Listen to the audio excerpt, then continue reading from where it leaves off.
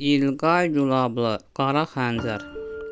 Şahnaz əlləri ilə Əhmədin totuq-motuq yanaqlarından tutub sıxdı və marçıltı ilə onun üzündən öpdü. Şahnazın dodaqlarının boyası onun üzünə yapışdı. O çox utandı. Şahnaz isə əlləri ilə onun üzünə yaxılan dodaq boyasını silərək dedi: "Darıxma, qadası, bir-iki aya olacaq." Şahnaz çox həyəcanlı və sevincli idi. Elə bil dünyaları ona bağışlamışdılar. Çünki Firidunu ailəsi ilə tanış etmişdi. Elə zənn edirdi ki, ailəsi Firidunu çox bəyənib. Ona görə də ağlı başında deyildi, keyfi göylə gedirdi. O Əhmədin utandığını görüb dedi: "Əhməd, niyə belə qızardın? Mən sənin böyük bacınam. Məgər bacı qardaşın öpməz? Öpər." Sonra o öz yanağını Əhmədin dodaqlarına yaxınlaşdırıb dedi: "Sən də bacını maç elə." Yazıq Əhməd utana onu öpdü. Sonra Şahnaz sevinə-sevinə evinə getdi. O atasını görüb soruşdu ki, Firidundan xoşun gəldi, yaxşı olandı, eləmi? Qızım, belə pis adam deyil, amma sənə uyğun oğlan deyil. Mən səni neçə illər ondan ötəri oxutmuşam ki, kimə gəldi ərə gedəsən. Sən 2 institut bitirmisən. O isə düzəməli danışa bilmir. Ata, bəs nə oldu? Sən kommunist deyildin. Mənə sən öyrətmişdin ki, varlı, kasıb, kətçi, şəhərli, savadlı, savadsız yoxdur. Hamı bərabərdir. Hamı insandır. Bu necə bərabərlikdir ki, bir oğlan kətçidir deyə, ali təhsili yoxdur deyə, oxumuş şəhərli qızı ona ərə vermirlər.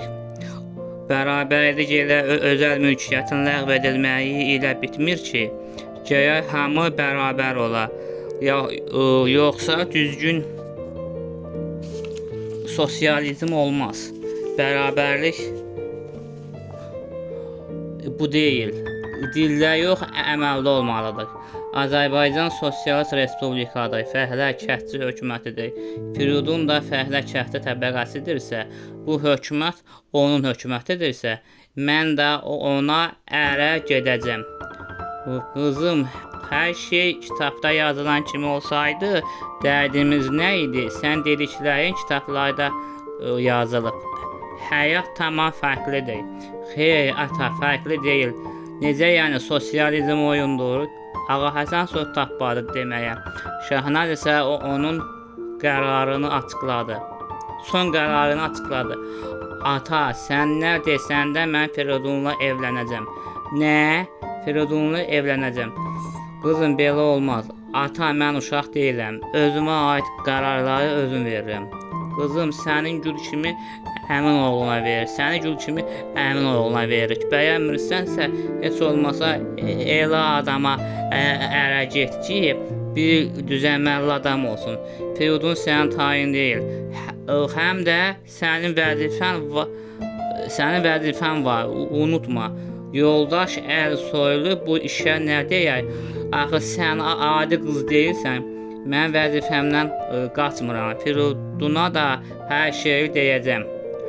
Onu da oxutdurub KGB agenti edəcəm. Qara Xəncəri də birlikdə tapıb öldürərik.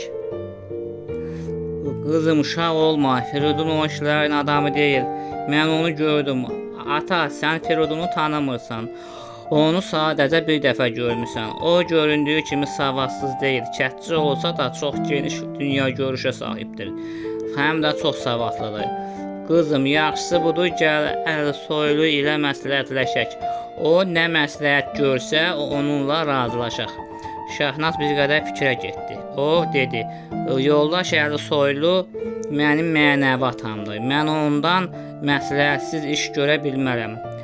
Yaxşı, bir də onunla məsləhətləşək. Görək o nə deyir." Atabala nəhayət razılığa gəldilər. Axşam Ceyhun işdən gəldi.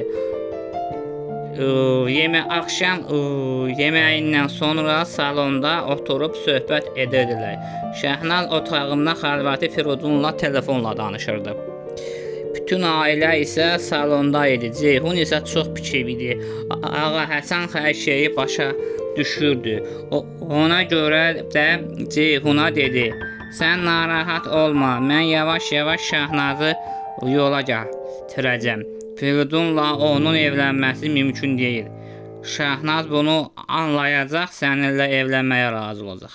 Ceyhun əsəbi halda dedi ki, "Əmi, mənə icazə ver, o Firidunu cibinə nəşə atdırım, tutdurum və Esseriyə gəlməsinə qadağa qoydurum. Qətiyyən belə şey etmə, bununla Şəhnazı ömürlü itirə bilərsən. Qaş düzəldəndə vurub gözü də tökərsən. Lazım deyil, qoy cəhənnəm olsun." Şəhnaz Firidunla görüşməyə davam edirdi. Onlar gündüzləri birlikdə olur, gecələri isə sabaha qədər telefonla danışır, bir-birindən heç ayrılmırdılar. Günlərin bir günü Şəhnaz Firidunu özü ilə birlikdə Kommunist Partiyasının qurultayına gətirdi. Həmin günü Əlisoylu Kommunist Partiyasında böyük vəzifəyə təyin olundu. Buna görə Bakıda tamtəraqlı tədbir qeyd olunurdu. Bütün sənət adamları və dövlət qulluqçuları, ziyalılar qurultayda idi. Firidunla Şəhnaz isə uzaqdan durub baxırdılar. Əlisoylu şəxsən özü ASTV-nin jurnalistlərinə müsahibə verirdi. O 45-46 yaşlarında uca boylu, kök cüssəli bir kişi idi. Saçları tökülmüş, başının ortası keçəlləşmişdi. Amma ağ kostyum, qara köynək, ağ kalstuk, bahalı qara ayaqqabı geyinmişdi. Firidun ilk dəfə idi ki, onu yaxından görürdü. Ondan əvvəl isə onu sadəcə televizorda və qazetlərdə görmüşdü. Ona yaxınlaşa bilmədi. Can-gödənlərə imkan verməzdilər. Uzaqdan baxanda mehriban və gülərüz görünsə də, əslində çox ciddi və zəhimli bir adam idi. Heç kim onun gözünün içinə baxa bilmirdi. Şəhnaz əlində gül bağlaması ona tərəf gələrək uzatdı. Onu təbrik edərək gülləri ona verdi. Sonra əllərə tutuşaraq görüşdülər və bir-birlərini öpərək qucaqladılar. Firidun isə onlara sadəcə uzaqdan baxdı. Tədbir qurtardıqdan sonra Firidunla Şəhnaz əl-ələ tutub gəzməyə getdilər. Şəhərin mərkəzində nə zaman çatdıqlarını heç etmədilər. Firidun Şəhnazdan soruşdu ki, "Yoldaş Əlisoylu sənin idealındır?" "Hə, o mənim idealımdır və mənəvi atamdır." "Bəs sənin idealın Lenin deyil?" "O heç Karl Marx, Friedrich Engels, Lenin, Stalin, Brejnev hamısı mənim ideallarımdır.